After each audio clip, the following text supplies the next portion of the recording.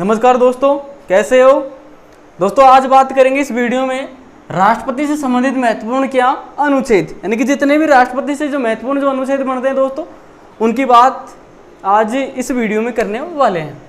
तो सबसे पहले बात करें दोस्तों आर्टिकल 52 कौन सी दोस्तों? आर्टिकल 52 में यह मिलता है कि भारत का क्या होगा, एक राष्ट्रपति होगा। यानी आर्टिकल 52 के अनुसार क्या होगा, भारत का क्या होगा, एक राष्ट्रपति होगा। क्या होगा दोस्तों? भारत का एक राष्ट्रपति होगा आर्टिकल 52 के अनुसार। आर्टिकल 53 की बात करें दोस्तों, तो संघ की संघ की जो कार्यपालिका शक्ति किस में निहित होगी दोस्तों? राष्ट्रपति में निहित होगी। किस में निहित होगी दोस्तों? राष्ट्रपति में। संघ की कार्यपालिका शक्ति निहित होगी किस में? राष्ट्रपति में। किसमें दोस्तों? राष्ट्रपति में।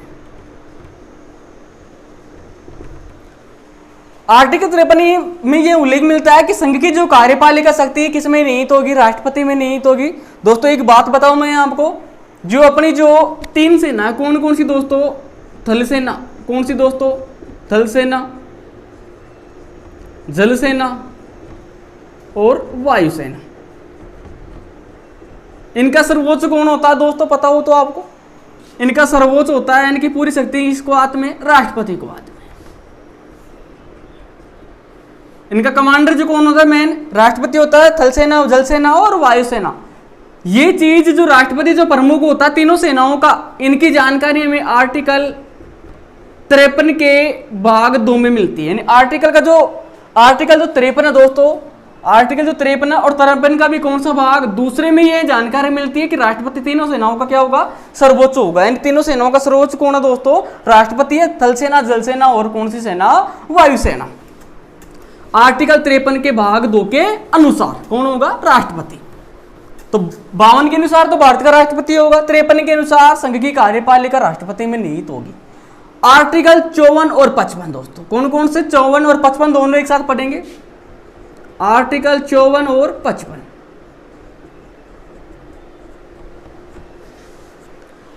आर्टिकल 54 में क्या है दोस्तों कि राष्ट्रपति का निर्वाचन मंडल, यानी कि राष्ट्रपति का निर्वाचन किस प्रकार से किया जाता है, कौन कौन भाग लेते हैं। तो दोस्तों बात करें राष्ट्रपति का निर्वाचन। राष्ट्रपति का निर्वाचन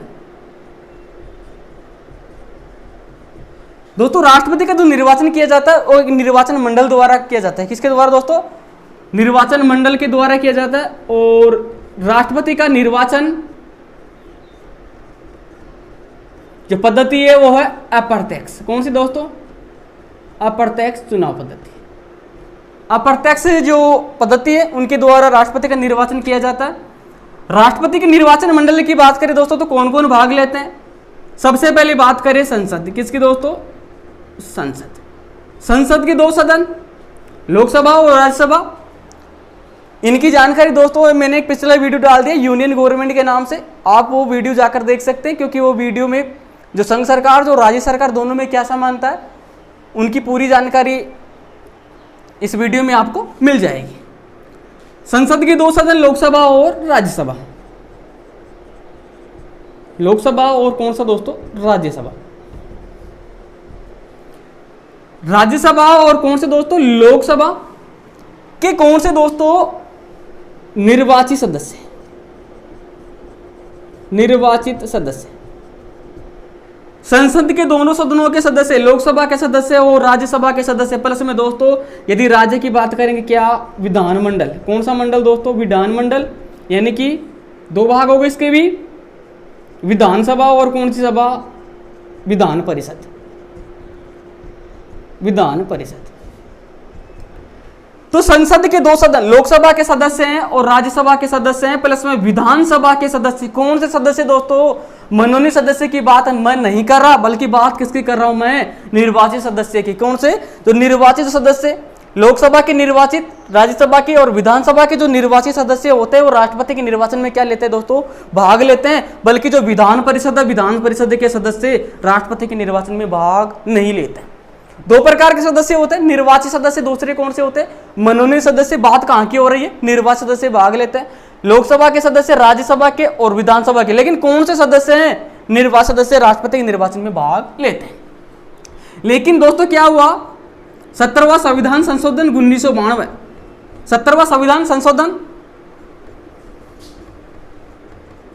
संशोधन 1992 के द्वारा दिल्ली व पुदुचेरी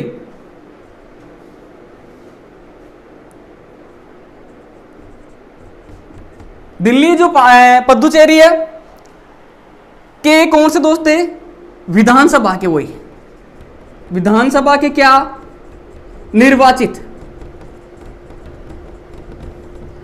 सदस्य, यानी कि 17वां संविधान संशोधन 1992 के द्वारा दिल्ली और पुदुचेरी हैं, जो दिल्ली और पुदुचेरी की जो विधानसभा के कौन से सदस्य, निर्वाचित सदस्यों को भी क्या कर दिया गया, ऐड कर दिया गया। यानी अब दिल्ली और पुदुचेरी के जो विधानसभा के जो निर्वाचित सदस्य है वो भी राष्ट्रपति के निर्वाचन में क्या लेते हैं दोस्तों, भाग लेते हैं। तो ये क्या होगा, राष्ट्रपति के निर्वाचन मंडल होगा कि राष्ट्रपति के निर्वाचन में कौन कौन भाग लेते हैं, लोकसभा, राज्यसभा और विधानसभा के निर्वाचित सदस्य प्लस में दिल्ली और पुदुचेरी की भी विधानसभा के क्या निर्वाचित सदस्य भाग लेते हैं। 17वां संविधान संशोधन 1992 के द्वारा दिल्ली और पुदुचेरी के को भी जोड़ दिया गया। दोस्तों बात करें 55 में दी गई है राष्ट्रपति की निर्वाचन पद्धति, यानी कि राष्ट्रपति का निर्वाचन किस प्रकार से किया जाता है। तो 55 बहुत ही इंपॉर्टेंट है एग्जाम की दृष्टि से, क्योंकि जो राष्ट्रपति का जो निर्वाचन जो पद्धति है दोस्तों वो है आनुपातिक। कौन सी दोस्तों, आनुपातिक प्रतिनिधित्व पद्धति।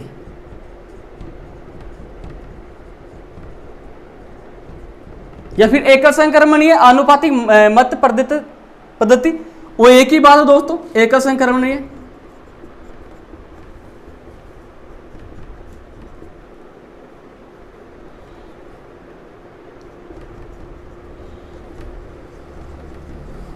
आनुपातिक मत प्रतिनिधित्व प्रणाली।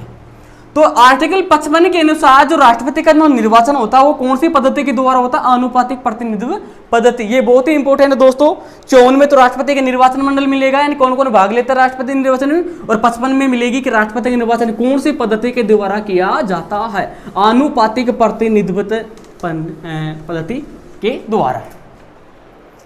56 की बात करें दोस्तों तो राष्ट्रपति की क्या दी गई है, पदावधि दी गई है। पदावधि यानी कि राष्ट्रपति कितने वर्ष तक शासन करेगा, तो राष्ट्रपति दोस्तों 5 वर्ष तक क्या करता है, शासन करता है। लेकिन 5 वर्ष से पहले भी राष्ट्रपति क्या दोस्तों, किसे, उपराष्ट्रपति को क्या दे सकता है, त्याग पत्र दे सकता है, त्याग पत्र दे सकता है। यानी राष्ट्रपति 5 वर्ष से पहले यानी पदावधि से पहले भी किसे त्याग पत्र दे सकता है, राष्ट्रपति को, उपराष्ट्रपति को त्याग पत्र दे सकता है। लेकिन उपराष्ट्रपति को यह दायित्व है कि जानकारी लोकसभा के अध्यक्ष को बताएगा, किसे, लोकसभा अध्यक्ष को देता है जानकारी। भाई राष्ट्रपति तो त्याग पत्र कौन दे रहे है, उपराष्ट्रपति दे रहे है, और उपराष्ट्रपति की जानकारी कौन देगा, लोकसभा को जो अध्यक्ष है उन्हीं की जानकारी दे, वो लोग किनकी, कि राष्ट्रपति त्याग पत्र दे रहा है। तो 56 के अनुसार राष्ट्रपति की पदावधि मिलती है कि 5 वर्ष तक शासन है, लेकिन 5 वर्ष से पहले राष्ट्रपति क्या दे सकता है, त्याग पत्र दे सकता है। 57 आर्टिकल 57 के अनुसार पुनर्निर्वाचन के लिए पात्रता, यानी कि दोस्तों पुनर्निर्वाचन का मतलब है दोबारा से क्या होना, निर्वाचन होना। अपने संविधान में कोई भी ऐसी रीति रिवाज नहीं है कि राष्ट्रपति 1 बार या 2 बार शासन करेगा, नहीं दोस्तों, राष्ट्रपति चाहे जितनी बार शासन कर सकता है, नहीं 2 बार बन जाए, 3 बार बन जाए, 4 बार बन जाए, राष्ट्रपति कितनी बार भी, यानी कोई भी व्यक्ति कितनी बार भी राष्ट्रपति बन सकता है। क्यों, क्योंकि ये पुनर्निर्वाचन के लिए पात्रता अपने संविधान में कोई ऐसी पाबंदी नहीं है। यदि अमेरिका की बात करें दोस्तों तो अमेरिका में जो राष्ट्रपति होता है उनका निर्वाचन सिर्फ 4 वर्ष का होता है, और वो सिर्फ 2 बार क्या बन सकता है, राष्ट्रपति बन सकता है। अपने चाहे तो कितनी बार भी राष्ट्रपति बन सकता है पुनर्निर्वाचन के। 58 राष्ट्रपति निर्वाचन होने की योग्यता है, यानी कि कौन व्यक्ति राष्ट्रपति बन सकता है या उनसे कौन कौन सी योग्यताएं होना जरूरी है। तो सभी जानते हैं दोस्तों वो तो भारत का नागरिक हो, काहे का, भारत का नागरिक। 35 वर्ष का होना जरूरी है। जिस प्रकार से दोस्तों विवाह होने के लिए 21 वर्ष जरूरी है, उसी प्रकार राष्ट्रपति बनने के लिए कितने वर्ष का होना है, 35 वर्ष का होना जरूरी है। दिवालिया नहीं हो या फिर किसी दूसरे जो पद पर लाभ पर भी नियुक्त नहीं होना चाहिए, ये सभी है। 58 के अनुसार राष्ट्रपति की क्या हुआ योग्यता, 59 के अनुसार राष्ट्रपति के पद के लिए शर्तें, यानी कि पद के लिए शर्तें दोस्तों क्या क्या, कि जैसे कि राष्ट्रपति यदि बन गया तो राष्ट्रपति को बिल्कुल क्या मिलेंगे, फ्री निवास मिलेगा, निवास रहने के लिए, भत्ते मिलेंगे, पेंशन मिलेगी, ये सभी प्रावधान है। और दोस्तों जो राष्ट्रपति की जो भत्ते जो पेंशन होती है या फिर उनकी जो सैलरी होती है वो बिल्कुल किससे मुक्त होती है, आयकर से मुक्त होती है। यानी उनसे टैक्स नहीं ले सकते आप, इनसे आप क्या नहीं ले सकते, टैक्स नहीं ले सकते आप। तो 59 में राष्ट्रपति के लिए पद के लिए क्या शर्तें हैं कि राष्ट्रपति को जो कोई व्यक्ति राष्ट्रपति बनता है तो उन्हें निवास, भत्ते, पेंशन ये आदि सभी क्या मिलते हैं, फ्री में मिलते हैं। और जो उनकी जो पेंशन होती है या फिर आय होती है वो आयकर से क्या होती है दोस्तों, मुक्त होती है, नहीं टैक्स उन पर नहीं ले सकते आप।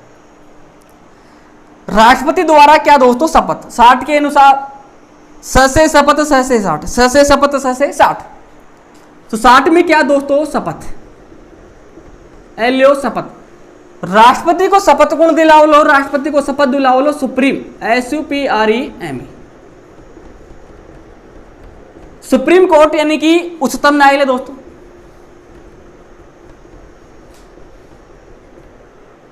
सुप्रीम कोर्ट, उच्चतम न्यायालय एक ही बात है दोस्तों। तो सुप्रीम कोर्ट होता है और सुप्रीम कोर्ट का कौन दोस्तों, मुख्य न्यायाधीश।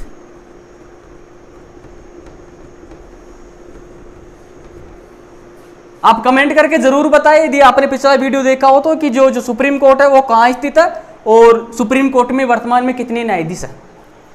जो सुप्रीम कोर्ट का दोस्तों जो मुख्य न्यायाधीश होता है वो राष्ट्रपति को क्या दिलाता है, शपथ दिलाता है। यानी कि राष्ट्रपति को शपथ कौन दिलाएगा, उच्चतम न्यायालय का मुख्य न्यायाधीश आर्टिकल 60 के अनुसार क्या दिलाएगा, शपथ दिलाएगा। ये शपथ का प्रावधान है आर्टिकल 60 में, स से 60, स से शपथ।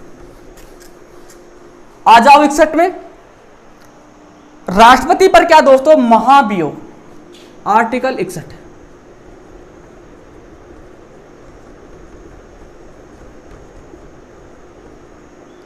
महाभियोग दोस्तों, ये एक महाभियोग क्या प्रक्रिया है जिसके तहत आप राष्ट्रपति को क्या कर सकते हैं, हटा सकते हैं। लेकिन कब हटाएंगे, जब आपको लग रहा हो कि राष्ट्रपति ने संविधान का क्या किया हो, अतिक्रमण किया हो, तो आप राष्ट्रपति को महाभियोग प्रक्रिया क्या के अनुसार, प्रक्रिया के अनुसार आप हटा सकते हैं। दोस्तों कि इसकी बात करें महाभियोग की, तो महाभियोग संसद की बात करें तो संसद के दोनों सदनों में, लोकसभा और कौन सा दोस्तों, राज्यसभा। लोकसभा और राज्यसभा दोनों में से किसी भी एक सदन में महाभियोग लगाया जा सकता है। यानी कि संसद के किसी भी सदन में, दोनों में से किसी भी सदन में महाभियोग लाया जा सकता है। यह कोई फिक्स नहीं है कि महाभियोग लोकसभा में भी लाया जाए या फिर राज्यसभा में लाया जाए, यह कोई फिक्स नहीं है। यानी कि महाभियोग लोकसभा या फिर राज्यसभा दोनों में से किसी एक सदन में लाया जा सकता है। लेकिन दोस्तों एक बात इसमें, जब आप महाभियोग लगा रहे काय के ऊपर, राष्ट्रपति के ऊपर महाभियोग लगा रहे हैं, तो राष्ट्रपति को 14 दिन पहले सूचित कर देना चाहिए। 14 दिन पहले उनको सूचित कर दे कि तेरे ऊपर क्या लगा रहे हैं, महाभियोग लगा रहे हैं। यानी कि राष्ट्रपति को 14 दिन पहले इनकी इसकी जानकारी होनी चाहिए कि आप उसके ऊपर क्या लगा रहे हो, महाभियोग लगा रहे हो। संसद के किसी भी सदन में महाभियोग लाया जा सकता है। लेकिन एक खास और बात, 1/4 तिहाई यानी 1/4 सदस्यों का, कहने का मतलब 25% जो सदस्य हैं, चाहे लोकसभा हो चाहे राज्यसभा हो, 25% सदस्यों का क्या होना चाहिए, हस्ताक्षर होना चाहिए, हस्ताक्षर होना जरूरी है। तो आप राष्ट्रपति पर महाभियोग लगा सकते हैं और महाभियोग के बाद राष्ट्रपति को आप हटा भी सकते हैं। किसके अनुसार, महाभियोग प्रक्रिया के अनुसार। आगे बात करते हैं दोस्तों, ये महाभियोग प्रक्रिया आर्टिकल की बात करें 72 की, काय की बात करें दोस्तों, 72 की बात करें, आर्टिकल 72। राष्ट्रपति को दी गई है काय की शक्ति, समाधान की शक्ति। कौन सी शक्ति दोस्तों, समाधान, समाधान की शक्ति। कोई धन दान नहीं है, कोई और कोई दान नहीं है, लेकिन दान कौन सा, समा का मतलब माफ कर देना की शक्ति दी गई है। ये कौन सी शक्ति दोस्तों, बात करें 1 मिनट। जैसे कि सुप्रीम कोर्ट या फिर कोई अदर न्यायालय, हाई कोर्ट ने किसी व्यक्ति को क्या दे दी गई हो, कोई क्या दे दी गई हो दोस्तों, जैसे कि सुप्रीम कोर्ट,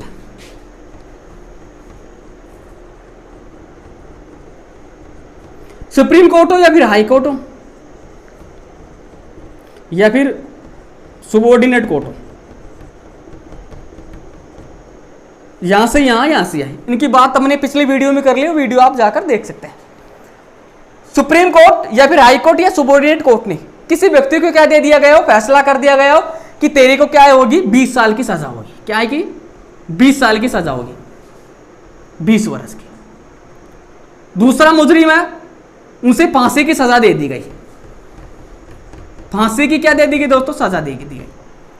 लेकिन राष्ट्रपति को लगता है कि यार जिस व्यक्ति को जो फांसी की सजा दे दी गई है वो व्यक्ति वास्तव में क्या है, निर्दोष है। यानी कि वो वास्तव में जो जिस व्यक्ति को फांसी की सजा दी गई वास्तव में व्यक्ति क्या है दोस्तों, निर्दोष है। तो राष्ट्रपति को यदि लगता है कि वो व्यक्ति निर्दोष है तो राष्ट्रपति उसकी जो सजा दी गई है, फांसी की सजा दी गई है, तो उसकी सजा को क्या कर सकता है, कम कर सकता है। कहने का मतलब फांसी की सजा की जगह उसे 40 वर्ष की या फिर 20 वर्ष की या 10 वर्ष की क्या दिला सकता है, सजा दिला सकता है। यानी कहने का मतलब फांसी की सजा को राष्ट्रपति टाल सकता है। जैसे कि ये किसी और के हाथ में नहीं है फांसी का कम करना, लेकिन किसके हाथ में, राष्ट्रपति के हाथ में। आर्टिकल 72 के अनुसार समाधान की शक्ति दी गई है। जिस व्यक्ति को फांसी की सजा दी गई है और राष्ट्रपति को लगता है कि व्यक्ति वास्तव में क्या है, निर्दोष है, तो राष्ट्रपति फांसी की सजा को क्या कर सकता है, टाल सकता है। पहली बात क्लियर। दूसरी बात करें दोस्तों, दूसरे व्यक्ति को 20 साल की सजा दी गई है, राष्ट्रपति को लगता है कि यार ये व्यक्ति भी क्या है, निर्दोष है। क्या है, वास्तव में ये व्यक्ति निर्दोष है जिसे 20 साल की सजा दी गई। तो राष्ट्रपति चाहे तो इसकी 20 साल की सजा को माफी भी कर सकता है या फिर कम भी करवा सकता है, यानी कि 10 वर्ष भी करवा सकता है, 5 वर्ष भी करवा सकता है। आर्टिकल 72 के अनुसार कौन सी शक्ति दी गई दोस्तों, समाधान की शक्ति। तो ये है आर्टिकल 72। आगे बात करते हैं दोस्तों आर्टिकल 123 और 143।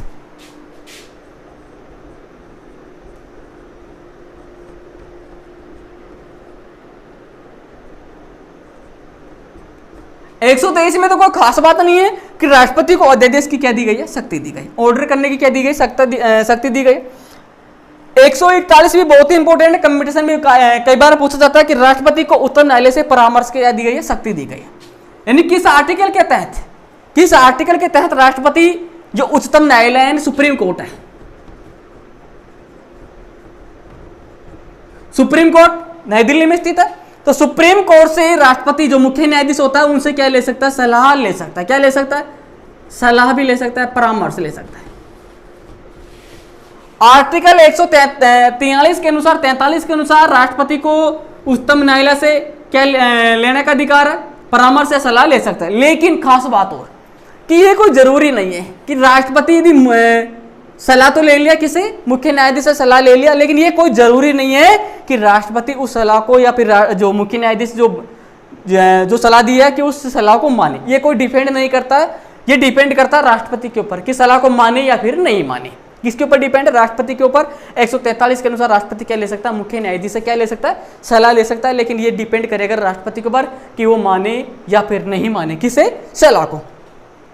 तो ये कुछ इंपॉर्टेंट दोस्तों क्या थे, राष्ट्रपति संबंधित क्या थे, अनुच्छेद थे।